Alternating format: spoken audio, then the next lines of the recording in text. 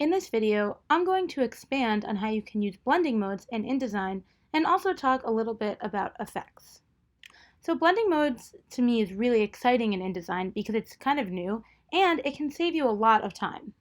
If you wanted to, highlight just the pillows or, just one aspect of a picture, you're still better off doing that in Photoshop where you have a lot more control. But let's say we wanted to colorize the entire page. Like let's say you wanted to colorize the whole cover page or the whole back page, which could be a really great way to make the book seem more inviting. You can do that directly in InDesign and it's really fast. So we have the picture on the picture layer, and I know this says text, but really it doesn't matter. And I'm going to make a rectangle on this text layer, and the reason is just to make sure that my rectangle is on a different layer than my picture. It can be on the same layer, it just gets easier to work with if it's on different layers.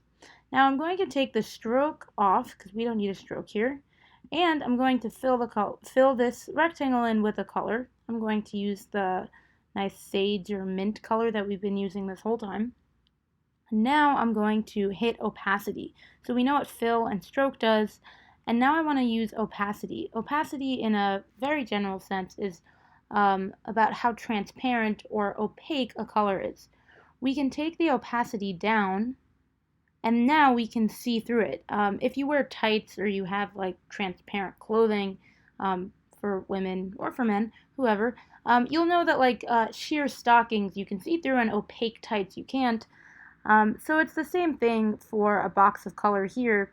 Now the trouble with doing this, even though it's easy and convenient, is it muffles or mutes the colors, like the blacks behind it, and you lose the richness of the actual photograph, which we don't want. So instead of taking the opacity down, I'm going to change the blending mode of the box.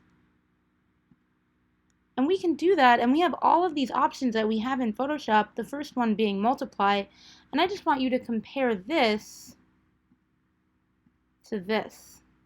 When we put multiply on, the picture is so much richer. We have all of the color values that we had before, and that's because multiply here, just like in Photoshop, what it does is it affects the blacks and the whites, and it lets the blacks go through, and it turns the whites into the color of the box.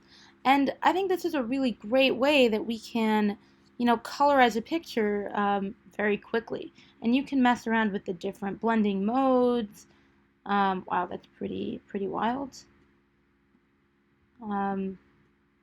You could choose, and you want to, that's pretty neat.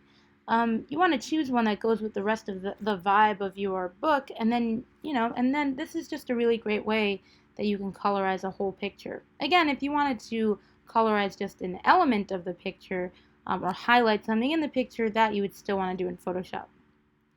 The next thing I want to talk about is the effects panel. Well, it's not really a panel as much as it's a tab.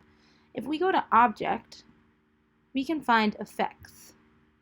And I'm going to start off with feathering, just because it's pretty basic and simple as a concept. Feathering is, right now we see that there's a harsh line here. If we wanted to make this feathered, or softer, we can add Object, Effect, and then we can do, let's say, Basic Feather. I turned Directional Feather off. Basic Feather, and I don't have this object selected, so we need to select the object, and then we go to Effects, and then let's go to Basic Feather.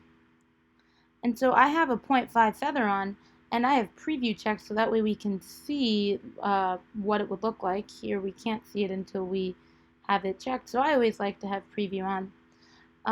And this shows us that now we have like this nice gradating look. I'm not telling you that you should do this in your pictures. It's very dependent on what your design is, but this is how you would do it if you wanted to. Let's say we only want the right side of the picture faded. We can do that. Let's go to Directional Feather. I just checked it on. I'm going to I'm just going to put this at a 1-inch feather, and now it fades right into the white. And you might not want that. It might not work for your project, but it's always good to know how you can do these kind of things. I'm going to select this and remove it. To remove it, we would click directional feather and then uncheck it, and now it's gone. Another effect that I want to show you, it's commonly used, is a drop shadow. And so I'm going to start off by making this shape, and let's see what happens when we want to give this shape a drop shadow. So I have the shape selected, and now I go to Object, Effects, Drop Shadow. See, there are a bunch of effects you can try out.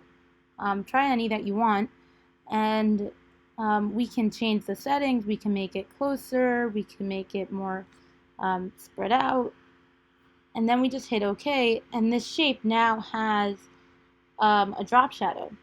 Something really cool that I think is so great about drop shadows now is, so we have this rectangle is in a drop shadow, but what if I wanted to give a drop shadow to this couch? Would it put the shadow around the box or the couch? Let's see. So I've selected the picture, and now I'm going to go to drop shadow. And look, it puts the drop shadow around the masked shape, which is so great. And now I can hit OK. Using drop shadows and feathers is something that you want to be really careful of, and you don't want to overuse it because it can end up looking kind of tacky. But there are places where it can be really useful and interesting to add these effects, and anyway, it's also good to know how to do it in case you want to. If you have any questions about effects and about the blending modes, please let me know, and I'm happy to answer.